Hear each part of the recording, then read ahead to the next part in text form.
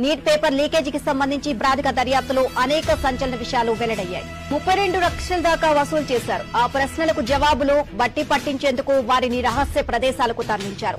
Paper leak అయిన విషయం బయటపడకుండా ఉండేందుకు వారిని పరీక్ష రోజు దాకా అక్కడే ఉంచి అక్కడి నుంచి నేరుగా పరీక్షా కేంద్రాలకు తరలించారు.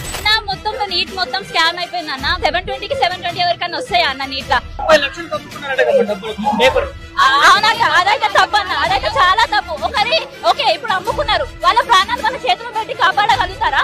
ఇది నీట్ అంటే డాక్టర్స్, ఒకవేళ మనం కాపాడే వాళ్ళం. Grace marks 1 hour paper late ఇచ్చినా మళ్ళీ గ్రేస్ మార్క్స్ అట్లా ఇస్తారు. మీరు 14th జూన్ రిలీజ్ చేసే రిజల్ట్స్ అన్ని ఎలక్షన్ రోజు రిలీజ్ చేశారంటే ఏం స్కామ్ బయట పడొద్దానే.